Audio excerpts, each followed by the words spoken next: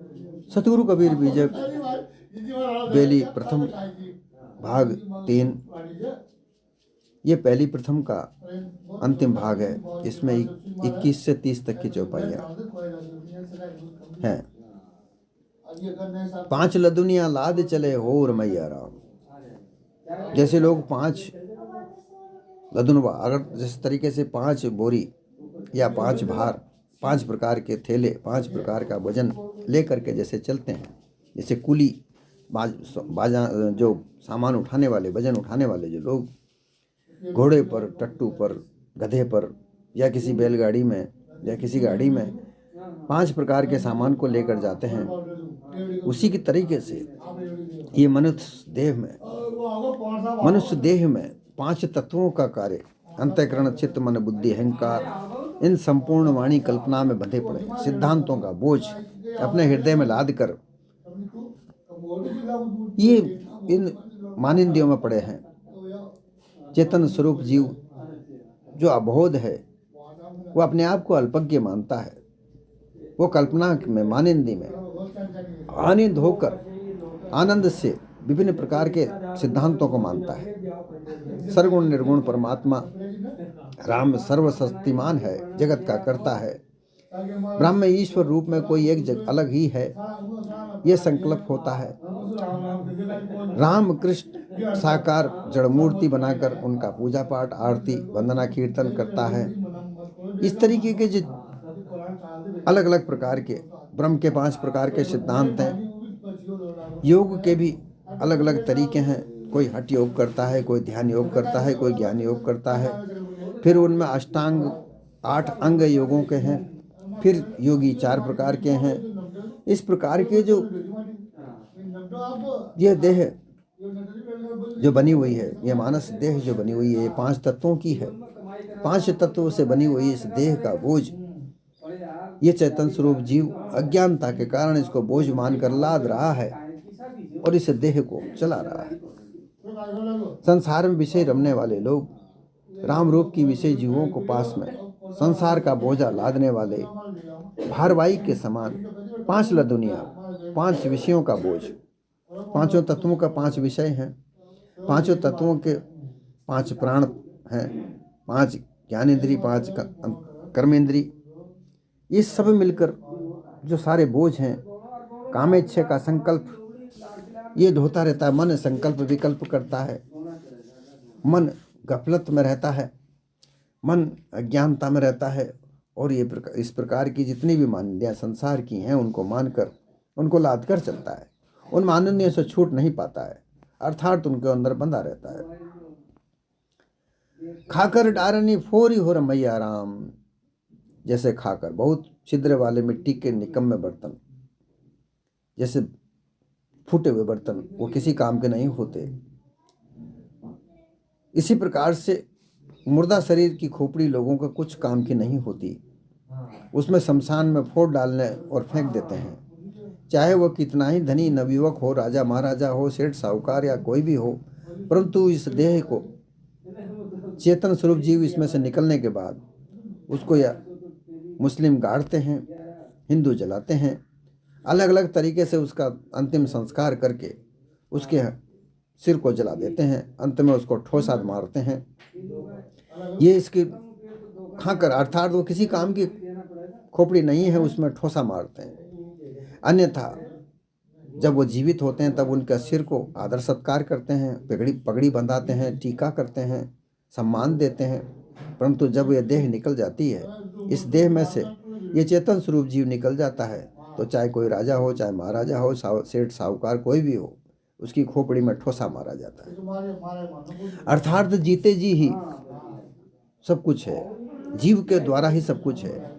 नरदेह कितनी ही प्रकार की किसे कैसे भी हो, जीव के अलावा कुछ नहीं है। ये जीव चेतन स्वरूप जीव, इससे ही सब देव है, इसी से ही सब कारोबार है, इसी से ही व्यापार है, इसी से ही संसार है। सब रूप स्वरूप सब चेतन स्वरूप जीव के अलावा कुछ नहीं है।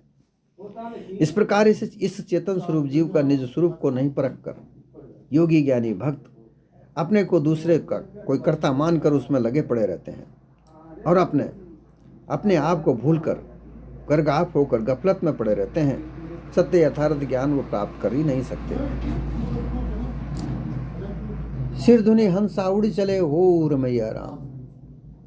जब तक जीवित रहता है तब तक ये देह रहती है, और फिर इस संसार में रहकर भी बोझा उठाकर स्त्री पुत्र परिवार पालन पोषण के लिए सिर धुने अपने दिमाग में वही धुन लगी हुई होती है। मेरे बच्चे को पालना है, मेरी स्त्री के लिए धन लाना है, उसके लिए गहने बनाने हैं, मेरे परिवार के लिए सुख संपत्ति इकट्ठी करानी है, मुझे इतना पैसा कमाना है। विषय आसक्त में बंधे हुए लोग अपने निस्वरूप को प्राप्ति नहीं कर सकते।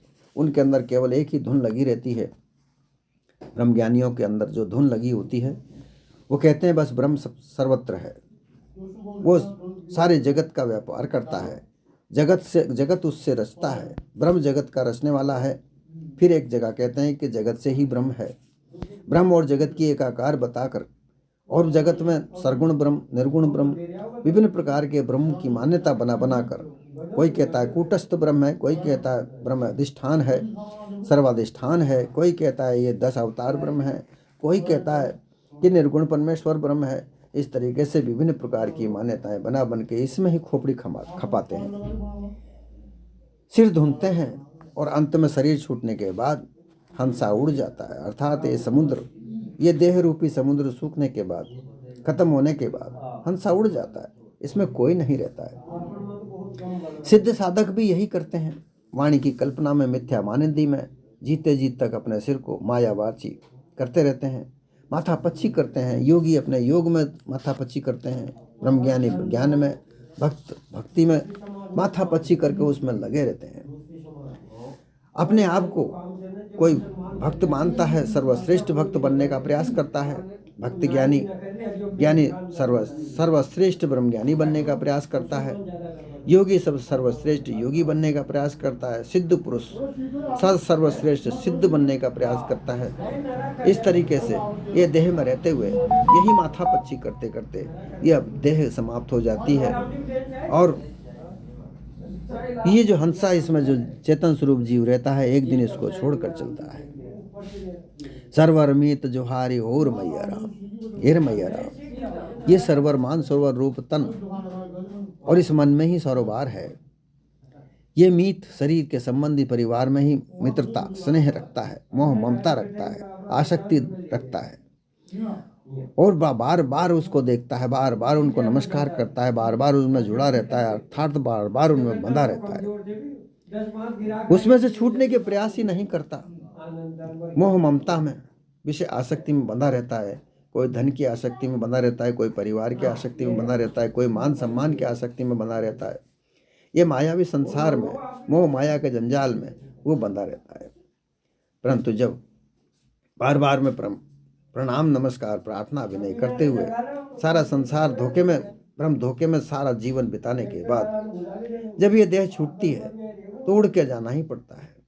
हे रमैया राम, तुम भ्रम में भटकते हुए अध्यास व 84 लाख योनियों में भटकते भटकते नरदेह को प्राप्त हुए, परंतु फिर भी ये खानी और मानी का जाल नहीं समझ पाए। ये देह तुम्हारी किसी प्रकार की किसी काम की नहीं है, और वैसे अगर देखा जाए तो ये देह तुम्हारा एक साधन मात्र है।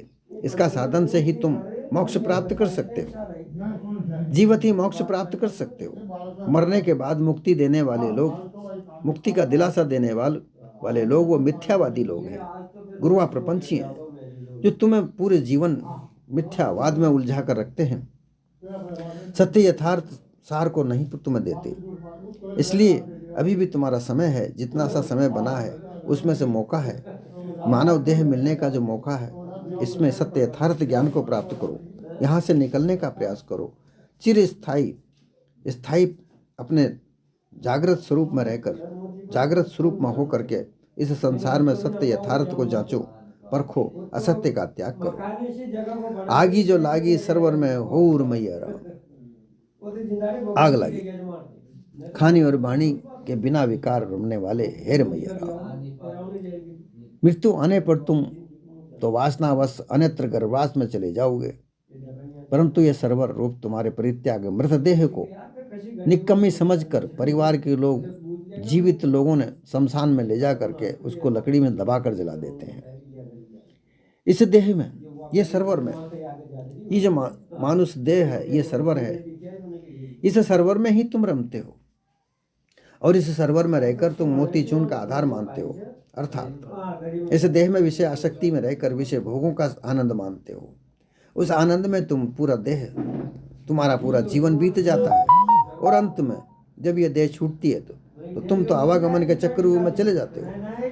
परंतु तुम्हारी इस देह को लोग अग्नि के हवाले कर देते हैं। इसमें इस समुद्र में आग लग जाती है और इस समुद्र को सुखाकर जलाकर भस्म कर देती है।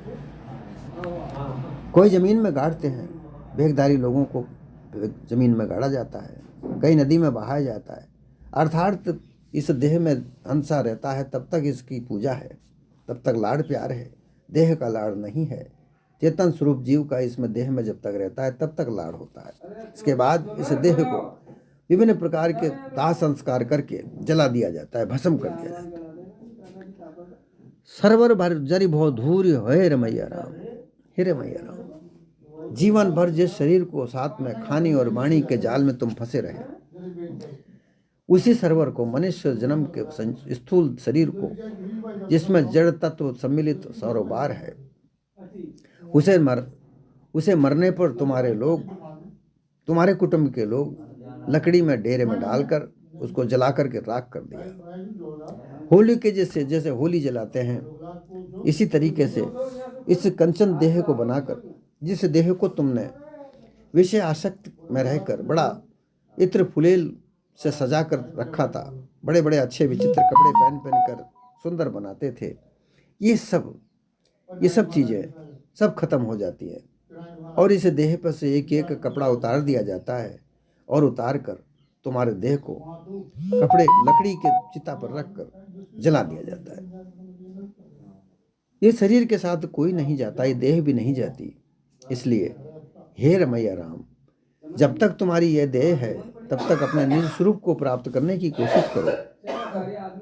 जब तक तुम निज स्वरूप को प्राप्त नहीं करोगे तब तक तुम्हारी देह छूटने की नहीं है।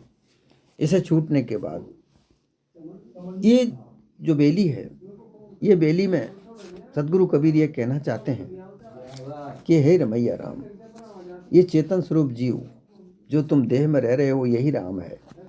बार बार में राम नाम को रटने वाले लोग ये समझ लें कि राम कोई और नहीं है, राम इस देह में रहने वाला रमैया राम है। ये रमैया राम ही राम कहलाता है। रमने वाला अर्थात रमण करने वाला ही राम है। और वो कौन है? चेतन स्वरूप जीव है। ये चेतन स्वरूप जीव ही इसमें रमण करता है। ये देह के रमण करने वाला देह को अपना साधन मानकर, अगर इसको साधन मानकर इसको साध ले तो साधक बनता है, साधु बनता है और सिद्ध पुरुष बनता है। अन्यथा इस देह में रहकर विषय भोगों में उलझकर, मायावी चक्रव्यूह में उलझकर बंधा रहता है, आवागमन के चक्रव्यूह में पड़ता है। इससे समझने के लिए, ये जो मायावी चक्रव्यूह है, इसे समझने के लिए संतों का संग करना अति आवश्यक है। बिना संतों की संगत के ये चक्रव्यूह समझ में नहीं आता है। जब तक चक्रव्यूह नहीं समझ में आए तब तक आवागमन का चक्रव्यूह नहीं मिटता है। आवागमन के चक्रव्यूह में बड़े बड़े ज्ञानी ध्यानी सब सारे के सारे जाते हैं, छूटते नहीं। इसलिए सदगुरु कबीर मैं कहा है कि हे रमैया राम, तुम इस देह में रहकर अपने निज स्वरूप को परखो। तुम्हारे अलावा कोई दूसरा है ही नहीं। तुम ही रमते हो तभी देह चलती है। तुम इस देह में जाने के बाद तुम्हारे बाद कैसे देह है? कोई जलाता है, कोई गाड़ता है, कोई पानी में फेंक देता है। जब तक ये देह है तब तक तुमको सब संसार का सुख प्राप्त होता है, विषय भोग मिलता है, ऐश्वर्य मिलता है, मान सम्मान प्राप्त होता है। तुम ज्ञानी ध्यानी बनते हो, तुम ब्रह्मज्ञानी बनते हो, तुम योगी बनते हो, तुम भक्त बनते हो। परंतु इस देह में तुम नहीं रहते, ये देह किसी काम की नहीं है। इसलिए तुम समझो, ये जो तुम्हारा सर्वर है, ये सर्वर भी तुमको आग में जला दिया जाता है। इसलिए ये सर्वर तुम्हारा किसी काम का नहीं। इसमें काम तो तुम हो, चलाने वाले तो तुम हो। चलाने वाले तुम्हारे अलावा इस देह में कोई दूसरा है ही नहीं। कोई कहता है कि परमात्मा इस देह को चलाता है, परमात्मा कोई इस देह को नहीं चलाता। इस देह में विभिन्न प्रकार के देवताओं का वास किया जाता है। तो इसका मतलब ये होता है, इसका आशय ये होता है कि देवता भी इस चेतन स्वरूप जीव के अधीन है। अब अंतःकरण का देवता महाविष्णु कहा जाता है, मन का देवता चंद्रमा कहा जाता है, बुद्धि का देवता अग्नि कहा जाता है, ब्रह्मा कहा जाता है। इस प्रकार के अहंकार का देवता शिव कहा जाता है। इस तरीके से सारे देवताओं के अलग अलग जगह के 14 देवताओं को 14 इंद्रियों के 14 देवता बताए जाते हैं, जो इस इंद्रियों को संचालित करने में, परंतु ये देवताओं के अलावा चेतन स्वरूप जीव के अलावा इन इंद्रियों को, इस देह को चलाने वाला कोई अन्य है ही नहीं। जब सबसे बड़ा ये चेतन स्वरूप जीव इसमें रहता है, वही चलाता है, तो फिर दूसरा अन्य कोई है ही नहीं। ये केवल कल्पना मात्र है कि देह में देवता है, कोई परमात्मा इस देह को चलाता है, उसने हमको जन्म दिया, ये भी सब मिथ्या है। क्योंकि बिना स्त्री पुरुष के सम्मान के, बिना स्त्री पुरुष के भोग के देह नहीं उत्पन्न होता। जब तक स्त्री पुरुष भोग नहीं करते, तब तक 4 धातु स्त्री की और 3 धातु पुरुष की नहीं मिलती, जब तक देह बनती नहीं है। कहे कबीर सुनो है संतों, हो मैया राम। सदगुरु कहते हैं कि हे संतों, मैं दूसरे किससे कहूँ, तुम ही लोगों से कहता हूँ कि मेरे सार शब्द को निर्णय रूप को बीजक का समझो। रमैया राम जिसे मैं कह रहा हूँ सो तुम्हारा जीव चेतन स्वरूप है, क्योंकि वही देहधारी होकर देह में रम रहा है। ग्रस्त होकर संसार में प्रपंच मोटी माया में भी बंधा हुआ है, वही रम रहा है। भेषधारी होकर वाणी प्रपंच झीनी माया में भी वही उलझा हुआ है। जीव को छोड़कर और कोई कहीं भी नहीं है। रमैया राम, आत्मा राम, परमात्मा, ईश्वर, ब्रह्म आदि कोई नहीं है। इसी से जीव का चेतन स्वरूप ही सत्य अविनाशी है, परंतु खानी वानी के अध्यासवश ये अभी तक सब बंधन में बंधा पड़ा है। अब भी तुम लोग मेरे निर्देश के अनुसार निज चेतन स्वरूप को ज्ञान पारक बोध प्राप्त कर लेते हो तो निर्बंध मुक्त हो जाओगे। सदगुरु कबीर कहते हैं कि ये जो देह में रम रहा है, यही योगी होता है, यही ब्रह्मज्ञानी होता है, यही भक्त होता है, यही परम सिद्ध पुरुष होकर विभिन्न प्रकार की सिद्धियों को प्राप्त करके मान सम्मान प्राप्त करता है। नेता यही है, निर्णयकार यही है, न्यायाधीश यही है, चोर को पकड़ने वाला यही है, चोर यही है, बच्चा यही है, जवान यही है, बूढ़ा यही है, स्त्री यही है, पुरुष यही है, सब यही है, इसके अलावा कोई दूसरा है ही नहीं। और इसने ही विभिन्न प्रकार की मान्यताएं भी इसी ने बनाई है। आत्मा, परमात्मा, ईश्वर, ब्रह्म इत्यादि जो जितनी भी मान्यताएं हैं, ये सभी से चेतन स्वरूप जीव ने ही बनाई है। इसके अलावा और कौन बनाने वाला है? जरा विचार के देखो। अगर ये मानव देह ही नहीं हो, मानवता नहीं हो, मानव देह ना हो, तो कितनी प्रकार की मान्यताएं बच जाएंगी। अन्य योनि तो कुछ भी निर्माण नहीं कर सकती। पशु, पक्षी, कीट, भृंग इत्यादि सब किसी प्रकार का कोई मत पंथ नहीं चलाते। अगर मत पंथ धर्म इत्यादि सब चलाते हैं, बनाते हैं, तो वो है मानव देह। इसीलिए सदगुरु कबीर कहते हैं कि हे रमैया राम, ये जो भी कुछ है सब कुछ तुम्हारा ही है, तुमने ही बनाया है। तुम्हारे अलावा और कौन बना सकता है? जीव ऐसे सब कुछ भयो, जीव जीव शब्द की समन की याद, जीव बिना शिव नहीं, जीव पुरुष नहीं। ईश्वर और आत्मा ब्रह्म ज्ञान सो लोय, जीव बिना मृतक सभी, जीव बिना सब ब्रह्म। जीव के बिना सब ब्रह्म है, क्योंकि ब्रह्म ज्ञान भी जीव को ही होता है, योग भी जीव ही करता है, भक्ति भी योग जीव ही करता है। विभिन्न प्रकार के देवी देवता का निर्माण किया जीव ने किया, उनकी पूजा पाठ करके उनके आगे नाक रगड़ता है, जीव रमाता है। विभिन्न प्रकार की मूर्तियों का निर्माण करता है, जीव बनाता है। ये चेतन स्वरूप जीव नरदेह में विभिन्न प्रकार की मूर्तियों का निर्माण करता है, विभिन्न प्रकार की मान्यताओं का निर्माण करता है। कहीं ये मंदिर बनाता है, कहीं ये मस्जिद बनाता है, कहीं गिरजाघर बनाता है, कहीं गुरुद्वारे बनाता है, कहीं क्या बनाता है। इसी तरीके से कहीं तीर्थ बनाता है, जहाँ स्नान करके दान पुण्य किया जाता है। दान पुण्य करने वाला भी जीव है, उस तीर्थ स्थान का निर्माण करने वाला भी जीव है, भक्ति करने वाला भी जीव है, और जो जिसकी भक्ति की जाती है वो भी जीव है। गाने बजाने वाला, पूजा अर्चना करने वाला, यह जीव चेतन स्वरूप जीव ही है, इसके अलावा कौन है। और ये विषय वासना में पड़कर बंधा भी यही है और छूटकर मुक्त भी यही होता है। मुक्ति की चाह भी यही रखता है। इसलिए तुम अपने निज स्वरूप को समझकर इस देह में रहते हुए ही छूट सकते हो। कोई और दूसरी अन्य योनि नहीं है जहां मुक्त प्राप्त हो सकते हो। परखी लेव खरा खोट, हे रमैया राम, हे रमैया राम। अपने जीवन कल्याण के लिए पारखी साधुओं का संग करके, सत्संग करके, विवेक विचार की कसौटी पर इस संसार में खरा खोटा परख लो, क्योंकि इसी संसार में सत्य भी है और इसी में असत्य भी है। इस संसार के अलावा कोई दूसरी कोई जगह भी नहीं है। साधन ये देह है, ये साधन इस देह के अलावा कोई दूसरा साधन भी नहीं है। और परखने की जगह ये संसार के अलावा कोई दूसरी जगह भी नहीं है। सिद्ध पुरुष सिद्धि प्राप्त करने के लिए कहीं जंगल में वन बहान गुफाओं में जाकर के तपस्या करते हैं, परंतु उस सिद्धि का प्रसार करने संसार में ही रमण करते हैं। योगी बनते हैं, योग सिद्ध करने के लिए उसका प्रचार प्रसार करने संसार में ही आते हैं। विभिन्न प्रकार की जड़ी बूटियों के द्वारा, सिद्धियों के द्वारा संसार में विभिन्न प्रकार कौशल कला दिखाकर संसार को अचरज में डालने वाले इस संसार में ही आते हैं। कौन है? चेतन स्वरूप जीव है। ये संसार ही है, इसी के लिए सब कुछ किया जाता है और इसी से सब कुछ किया जाता है। देखिए, संसार के लिए सब कुछ किया जाता है और संसार से ही सब कुछ किया जाता है। शिक्षा ग्रहण करके कोई कलेक्टर बनता है, कोई विद्वान बनता है, कोई न्यायाधीश बनता है, कोई वकील बनता है, कोई एसपी डीएसपी बनता है। किसके लिए? संसार की सेवा के लिए। अब बनता कैसे? संसार से बनता है।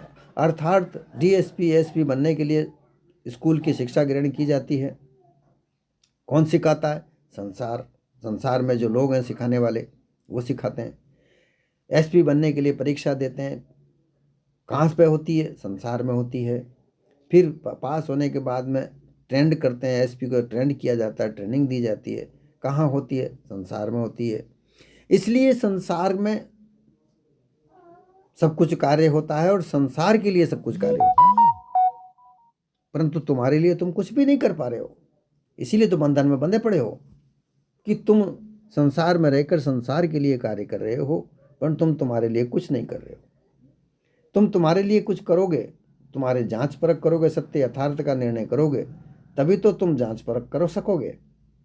तो सदगुरु कबीर कहते हैं कि खरा खोटा जांचो, सत्य असत्य का जांच करो, क्योंकि इस संसार में ही सत्य है, इसी में ही असत्य है।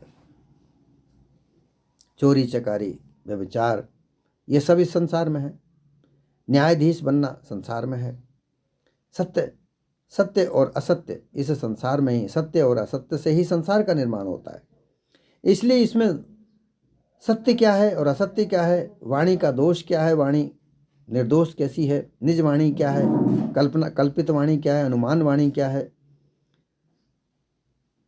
भयानक वाणी क्या है, रोचक वाणी क्या है, इन सब को जांचने के लिए संतों का संग करे, पार के संतों का संग करे, तब ये जांच पाओगे, ये परख पाओगे कि सत्य सार क्या है। तब जाके उन बिना परखाए रत्नों की पहचान नहीं होती। कुछ दिन जौहरी के पास जाकर परीक्षा करने का तरीका सीखोगे, तभी तो रत्नों की पहचान कर पाओगे, अन्यथा तो सब कंकर पत्थर हैं। इसलिए अपने इस जीवन को, इस मानव देह में आकर के इस साधन को पारखी बनाओ, परख करो, सत्य और यथार्थ की परख करो। सत्य यथार्थ का परख करके सत्य यथार्थ मार्ग पर चलने का प्रयास करना चाहिए। तभी तो आने जाने का जो तुम्हारा मोह बंधन है, ये मोह बंधन कब छूटेगा? जब सत्य यथार्थ असत्य और सत्य का परख कर लोगे। असत्य सत्य का परख करने के बाद, इस सत्य और असत्य का परख करने के लिए किसी प्रकार की, किसी ईश्वर की भक्ति करने की आवश्यकता नहीं, ब्रह्म ज्ञान की आवश्यकता नहीं, योग करने की आवश्यकता नहीं। अपनी बुद्धि को सत्संग में लगाकर, सत्संग बिल्कुल सबसे अलग है। बिना सत्संग के विवेक नहीं होता, क्योंकि ज्ञान एक जानकारी है। ब्रह्म ज्ञान की जानकारी, योग ज्ञान की जानकारी, भक्ति ज्ञान की जानकारी, ये सब विभिन्न प्रकार की जानकारियाँ हैं जो जिनके जानकार तुम्हें सिखाते हैं। ब्रह्म ज्ञान ये है, योग ऐसे होता है, भक्ति ऐसे होती है, नवदा भक्ति, प्रेमा भक्ति, ये सब सिखाने वाले गुरु प्रपंची लोग अपने अपने ज्ञान भक्ति ज्ञान को सिखाते हैं। उससे सीख कर जो ज्ञान प्राप्त किया जाता है उसमें सत्य क्या है असत्य क्या है ये विवेक के द्वारा जाना जाता है। और जब तक विवेक नहीं तब तक सत्य और असत्य का कोई पता नहीं चलता। ज्ञान इकट्ठा करके अपने आप को भ्रमित करके कोई मोह बंधन में बंधे रहते हैं। कोई अपने पद में बनते हैं, कोई मठ में बनते हैं, कोई धन में बनते हैं, कोई परिवार में बनते हैं, विद्वान बनकर विद्वता में बनते हैं, विद्यावान बनकर अपने ज्ञान के अहंकार में बनते हैं। कसर खोट नहीं निकाला जाता है, असली नकली नहीं, भेद को नहीं जाना जाता है, तब तक किसी प्रकार का बंधन कट नहीं सकता। क्योंकि ज्ञानी ध्यानी जितने भी जो लोग हैं सब अपने स्वार्थ सिद्धि के लिए कार्य करते हैं, और जहाँ तक स्वार्थ है वहाँ तक बंधन ही बंधन है। निर्बंधन होना तो परोपकार करने के लिए तैयार हो, तब ताकि परोपकार का मतलब है अर्थात है कि दूसरों के लिए कार्य किया जाए, अबोध लोगों को ज्ञान दिया जाए, अबोध लोगों को सत्य यथार्थ ज्ञान देकर उनको निजस्वरूप की पहचान कराई जाए। जब तक निजस्वरूप की पहचान नहीं होती तब तक तो ये जो जीव है, ये रमैया राम है, इस देह में बंध कर आवागमन के चक्र बंधा रहेगा। सदगुरु कबीर बार बार यही कहते हैं, यथार्थ समझने में जब तक नहीं आता तब तक खरा खोटा की परख नहीं होती, तब तक मोटी माया स्थूल शरीर, इसकी तत्व प्रकृति, इंद्रियां, विषय भोग, संपूर्ण भाग, माता पिता, स्त्री पुत्र कुटुंब, पांचों विषय भोग, सारे संसार व्यवहारिक कार्य अंत में विनाश हो जाने वाले हैं, ये सब खोटे हैं। जो विनाशता को प्राप्त करे वो खोटा है, और जो विनाशता को प्राप्त नहीं करे वो असल है। तो ये तीर्थ व्रत, पूजा पाठ, स्त्री पुरुष, पिता माता, पुत्र, बांधव बंधु, व्यवहारिक लोग, ये सब इस देह रहते तक है। ये एक दिन छूट जाने हैं, और नहीं छूटती वो क्या है? तुम हो। और तुम्हें क्या चाहिए? खरा खोटा परखने की शक्ति चाहिए। जब तक तुम खरा खोटा नहीं परखोगे तब तक तुम मुक्त नहीं हो सकते। क्योंकि ना समझ ने एक हीरा खरीद लिया, उसको पता नहीं कि ये हीरा है कि पत्थर है। ना समझ था, जानकारी नहीं थी। जो हीरा बेचने वाला था वो चालाक चतुर था, पाखंडी था, उसने अपने पाखंड के जोर पर हीरा बेच दिया। वो हीरा उसने खरीद लिया, खरीद के रखा कि मैंने बहुत कीमती हीरा रखा है। जब वो उसका देह छूटने लगा, वो हीरा निकाल कर अपने पुत्र को दिया कि हीरा है, बहुत कीमती है, तुम्हारे काम आएगा, इसको रख लो। परंतु उसका पुत्र पारखी था, उसने संतों का संग किया था। उसने वो इस हीरे को देखते ही कहा कि पिताश्री, ये हीरा तो नकली है, ये मेरे किस काम का है? इसे आपने पूरे जीवन भर रखा, ये अमूल्य वस्तु समझ के रखा, परंतु ये तो अमूल्य नहीं है। तो ज्ञान का पुत्र विवेक है। ज्ञान का मतलब है जानकारी। जब तक ज्ञान की आंख बुद्धि से खुलती है, मन की आंखी ज्ञान है, ज्ञान की आंखी बुद्धि, जाकी आंख विवेक की ताकत, तन और मन दोनों ही शुद्धि। जब तक तन शुद्धि नहीं होती, मन शुद्धि नहीं होती, तब तक निर्बंध नहीं हो सकता। तन विषय भोगों में उलझा हुआ होता है, भोग पदार्थों में, सांसारिक व्यवहारों में उलझा हुआ होता है, अपने स्वार्थ में उलझा हुआ होता है, और बुद्धि अज्ञान के चक्रव्यूह में उलझी हुई होती है, सत्य निर्णय नहीं कर पाती है। इसलिए ज्ञान जब मन को मिलता है तो उसकी आंख खुलती है। फिर ज्ञान भी अंधा है, उसकी आंख बुद्धि खोलती है। जब उसकी आंख खुलती है तो बुद्धि और विवेक से दोनों को मिलकर विवेक पैदा होता है, और फिर उस विवेक के द्वारा सत्य और असत्य का पारख होती है, और उस पारख के बगैर निज स्वरूप की पहचान नहीं होती। इसलिए सदगुरु कबीर ने इस बेली में ये कहा है कि समस्त जड़ाध्यास को जानो, और ये जड़ाध्यास जब तुम्हारे समझ में आ जाएगी तो ये बेल की तरह जो बेल वाणी का जो बेल फैला हुआ है, जल बेली फैली हुई है, तुम्हें बांधे हुए है, ये बेल ये तुम्हें कट जाएगी, ये बेली विवेक के द्वारा कट जाएगी।